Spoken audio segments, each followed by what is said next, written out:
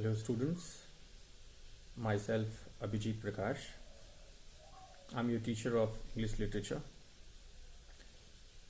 Today we will take up the poem After Blenheim. We'll take up the poem in small stanzas for your crystal clear understanding of it. After Blenheim by Robert Southey is an anti-war poem that centered around one of the major battles of the 18th century. The Battle of Blenheim was written in 1796 in the form of a ballad. It offers deep insight on war and its severe consequences.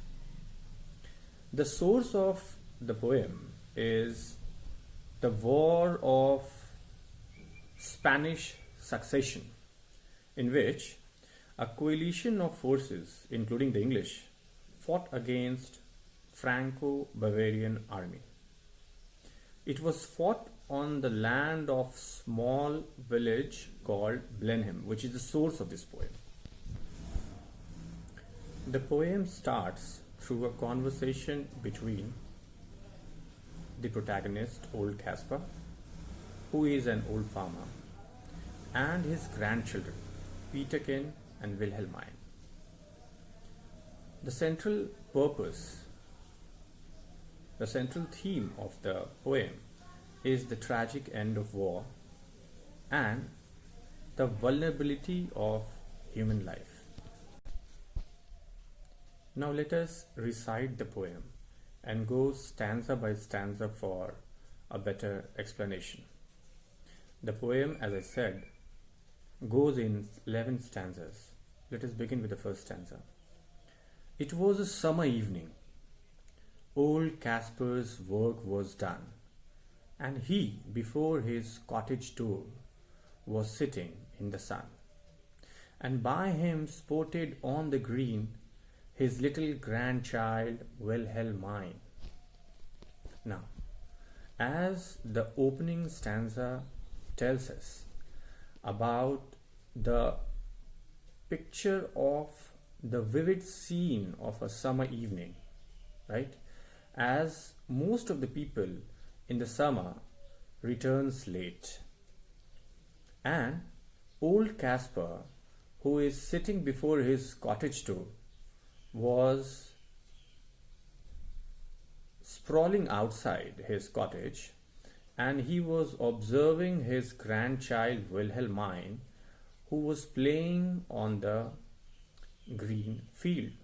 As the line is given, sported. Sported means playing. On the green. Green here, students, is a figure of speech. You should write it down. When I say you should write it down in your copy, although the notes have been given in your PDF file, you should write it down. Green here is a figure of speech called metonymy. metonyny, metonymy, which means a smaller object represents a gigantic proportion. So green here means green fields, right? Now second stanza. She saw her brother Peterkin roll something large and round, which he, beside the rivulet, in playing there had found. He came to ask what he had found that was so large and smooth and round. As you can see, Wilhelmine saw her brother Peterkin, who was rolling something large and round. He was carrying something in his hand, but he was rolling it on the ground while coming to her, which he,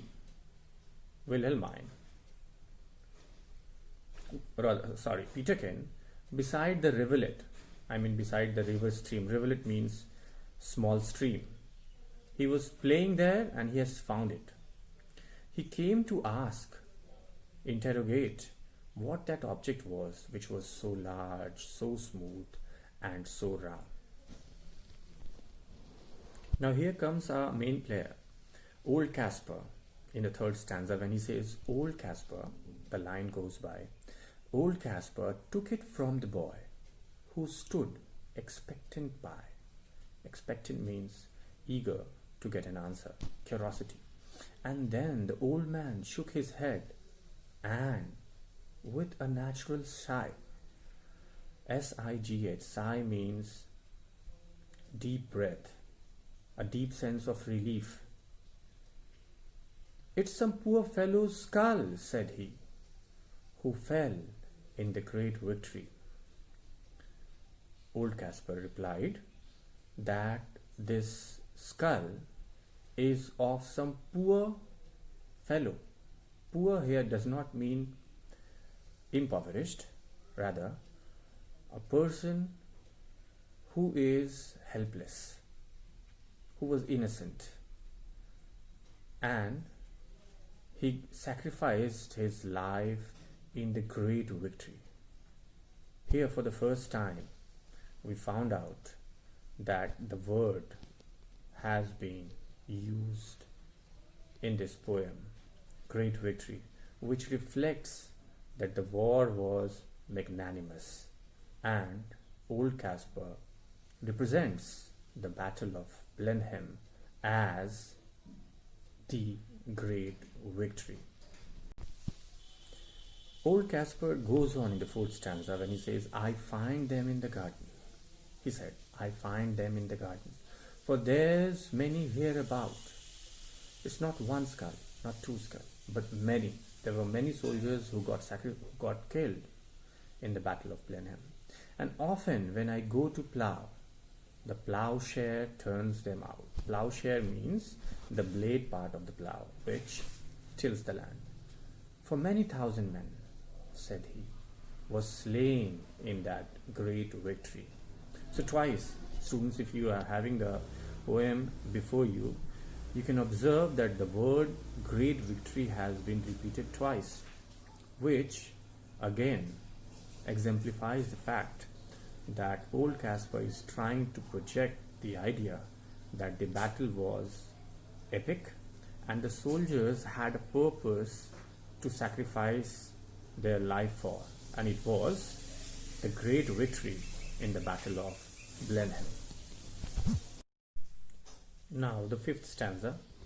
"Now tell us what it was all about, young Peterkin," he cries, and the little Wilhelmine looks up with wonder-waiting eyes.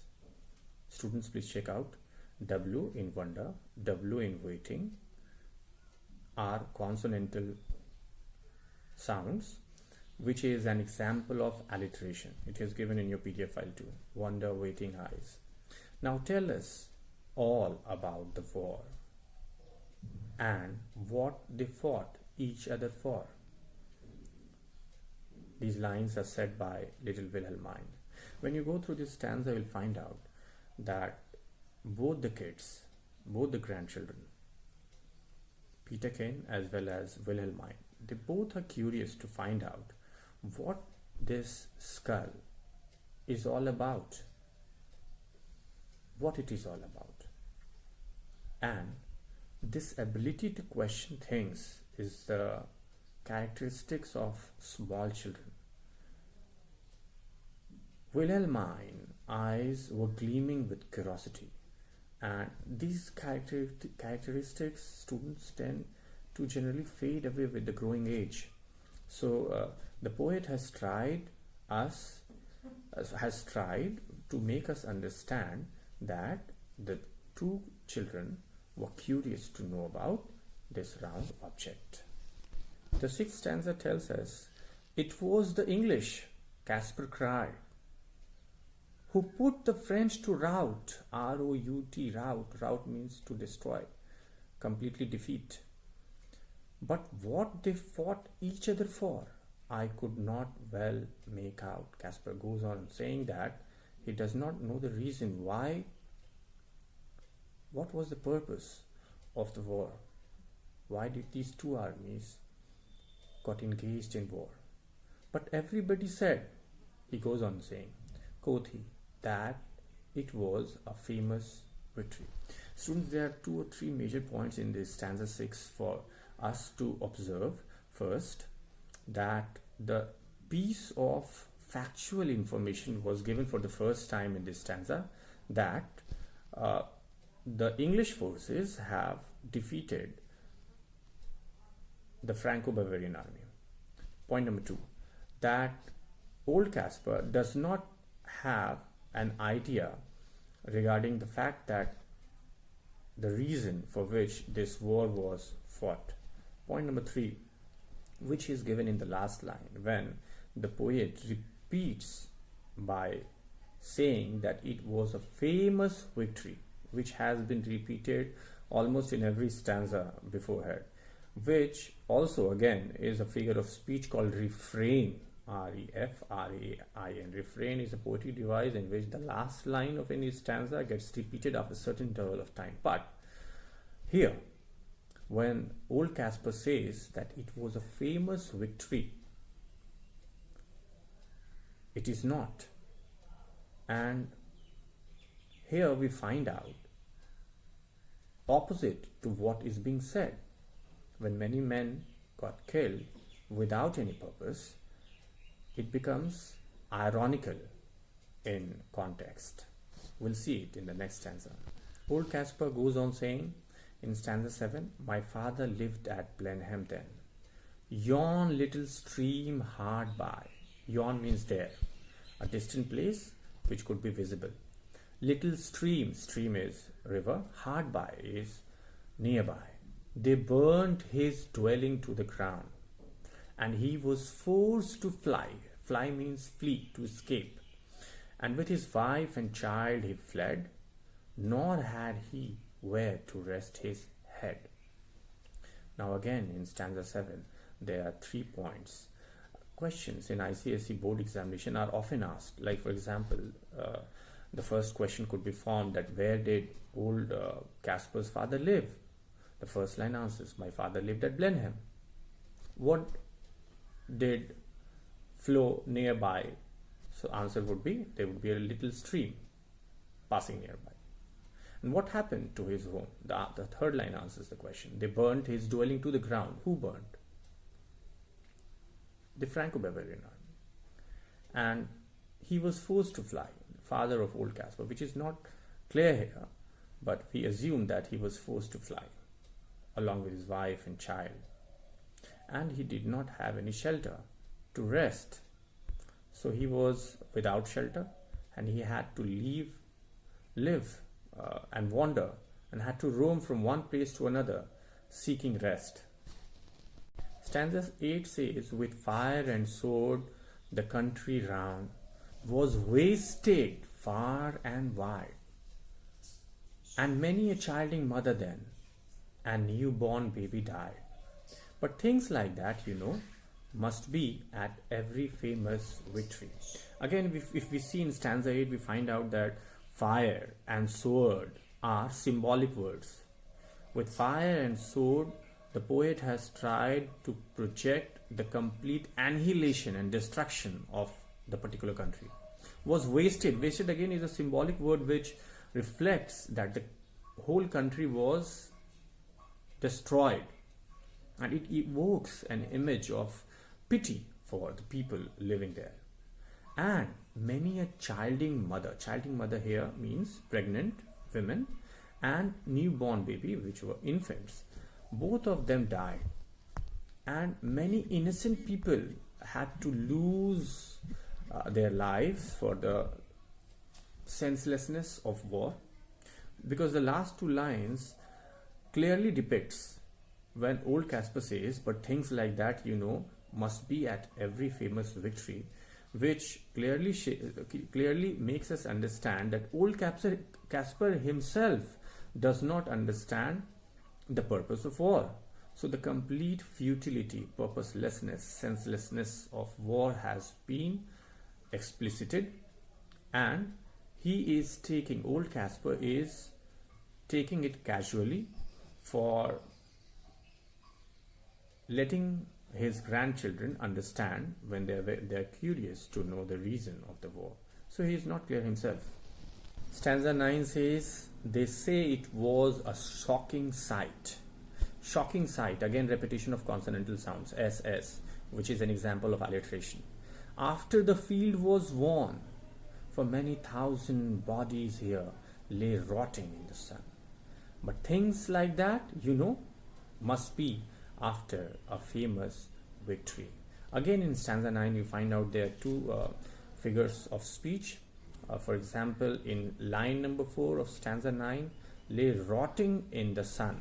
So when you find out that rotting, which is and shocking, these are examples of assonance because the vowel sounds get repeated, right? And again, this stanza tells us about how human beings who were alive turns into dead bodies. So students, if you observe it carefully, you find out that the poet has tried to usher out the idea that how war does not only kill human beings, but it also takes away the dignity and the values from human lives and turns life into death. There is a contrast in stanza 10. Great praise the Duke of Marlborough won, and our good Prince Eugene. Why, it was a very wicked thing, said little Wilhelmine. Nay, nay, my little girl, quoth he means Caspar, it was a famous victory. So we found out that two persons who got appreciation and turns out heroic in this war were the Duke of Marlborough and the Prince Eugene, who represented Britain, and they had defeated the French and brought glories to the nation. But on the contrary, Wilhelmine questions the integrity of the war and also proclaims it as a wicked, underquote, wicked thing, and wonder how her grandfather could sing praises of such a bloody war. Caspar, however, hides all the destruction and agony caused by the war by repeating these two words. What are these two words? He says, you check out the line, famous victory. So this famous victory, again, it becomes ironical in context because it is famous victory on one side, and on the other it does not have a purpose or a sense. So I wonder whether it is really a famous victory. It is not. It is for you to understand that famous victory is ironical and contemptuous. The concluding stanza says, and everybody praised the Duke, who this great fight did win. But what good came of it at last, quoth little Peterkin. Why, that I cannot tell, said he, but it was a famous victory. Students, the concluding stanza tells that how the soldiers appreciated Duke Marlborough and Prince Eugene. As victory has many fathers, but defeat is an orphan. Saying true to these words, the soldiers started appreciating the king and the prince because they were the sole reason, the sole purpose of bringing victory to their motherland, proud and dignity. But on the contrary, when little Peterkin asked that what good came of it at last, many people were killed, many childing mothers got killed, many innocent children got killed. They didn't have any strong reason for the war which took place and become resultant in the death of so many people. Since old Caspar was unanswerable, he was speechless, he only said that it was a famous victory, again shows that the war was futile, purposeless, and that we should avoid wars because it brings death and destruction to humankind. Hope my small video would have been meaningful to you. You please go through the PDF file, through the glossary. There are some literary devices given. Please go and solve all the question and answers in your fair notebook. It will be kept as a record for internal assessment. Thank you.